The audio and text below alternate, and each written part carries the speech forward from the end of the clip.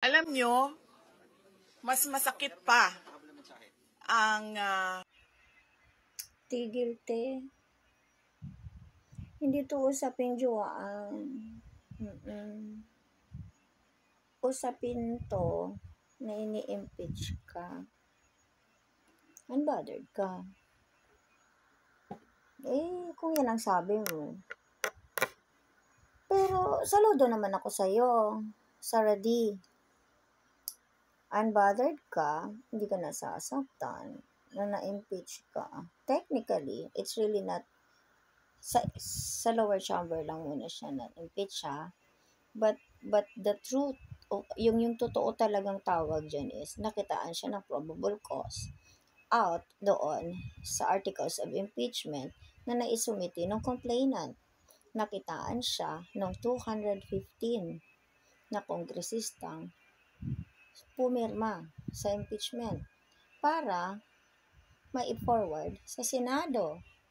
So kung ikaw, Sarah, mas masakit yung naiwan ng boyfriend at girlfriend for Valentine's kaysa sa ma-impeach, wow, te. Wow.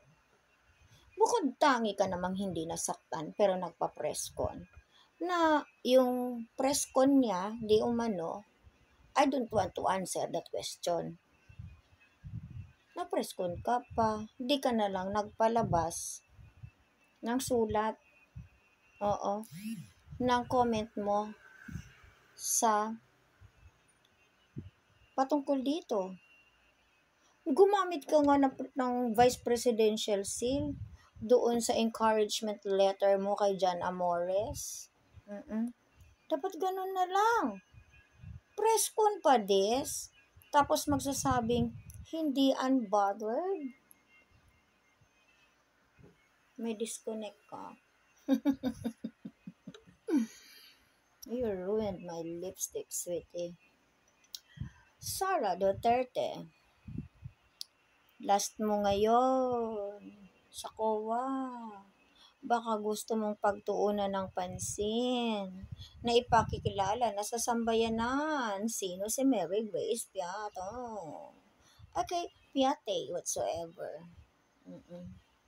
Sasabihin nyo na naman, hindi naman talaga yan, taga Davao. Or sabihin ng iba, taga Davao talaga, according to Bato, mayayaman ang taga Piate, si Piate. Mary Grace, mga Piate, hindi daw talaga si Mary Grace. Pero nakakapagtaka ha, sinabi ng senior disbursing officer na si Gina Acosta. Kilala niya si Mary Grace Piate Piatos whatsoever. Taga Davao. Pero bakit walang record ng birth, ng death, ng marriage sa PSA. Kasama pa nung ibang pumirma na Oishi, Nova. May cheese curls ba? So ano na? Hindi bothered? Unbothered Sarah sa impeachment sa kanya? Pero nagpa-press con na I don't want to answer that question for now? Kagaya din ba ng sinabi-sabi mo nung tinanong ka ng Kongreso, ng Quadcom? Diba? Patungkol sa iyong budget, sa kung saan mo ginamit at paano mo ginamit. Diba? Sabi mo, forgo. Oo. Pero nung 733 plus 33 sobanes ang binigay sa iyong budget, diba? Kasi nag-forgo ka hindi ka nag-explain to justify sa nire-request mong budget for 2025. Forgo ka Ay, forgo. O, diba? Tas ngayon, nung yan lang lumabas sa yung budget, telling the world ka na may 250 something Juvenes ek na maaapektuhan dahil wala kang budget.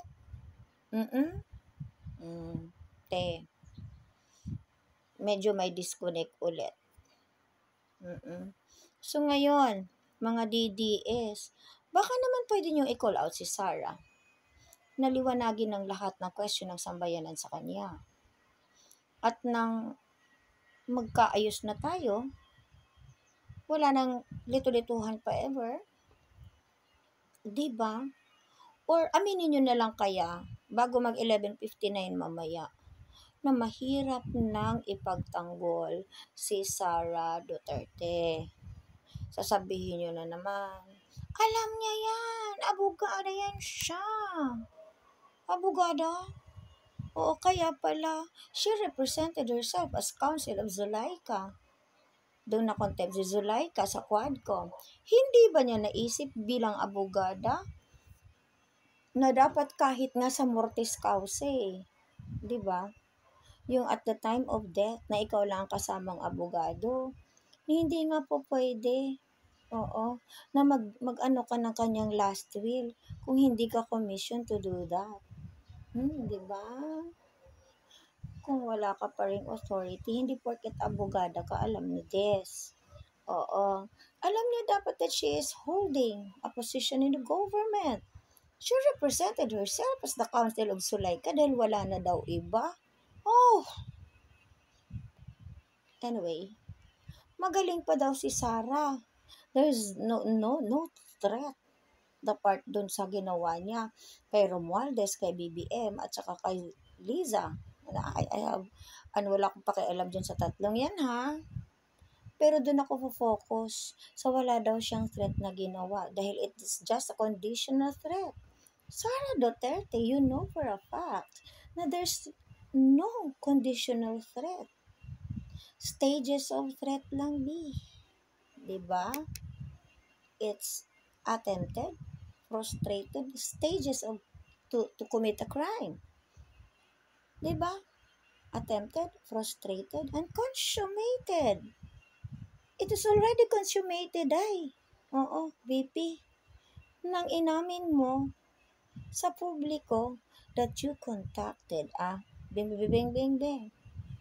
At bakit hindi ka humarap nung pinatawag ka ng NBI to tell everybody that it's really not a threat? And then all of the sudden, sasabihin mo na naman dyan sa mo, I did not make any threat to anyone. Anak pa talaga ng tatay mo. Oo, manamana lang din yan. I will go to the WPS and I will plant the Philippine flag. Diba? And claim that this is ours. Ending. Sinabi ko ba yun? Oh. Hindi ka makakaabot doon. Bakit? Pwede ba mag-jet ski parating doon? Yan tayo Diba? Again, Sara Duterte, sinabi mo, ganito, may tatakbong tatlong Duterte sa Senado. Nga. Oo. Pangalawa, sa tatay mo, I will erase all the drug addicts. I will solve the drug issue in the country for 3 to 6 months. Diyos ko, sa Davao nga, 35 years na kayong dyan. 1990, nandyan ako, diba? Patuloy ka nang sumusugpo sa droga. Dinala mo pa sa Pilipinas at pinalakpakan ka pa ng mga minion mo. O again, Sara Duterte, last question. Inamin mo noong 2016 na ikaw ay biktima ng rape. Sa ganyan yung mga pamilya, ang galing-galing ng pamilya nyo, oo, makapangyarihan ika nga, have the power to get justice, to hold justice. Hindi mo nakuha? Ano yan? Trying to get sentiments? And ang tanong ko, Sara Duterte, if I only have chance to see you in person, I will really ask this personally. Sa'yo, sinong sumanturi sa'yo?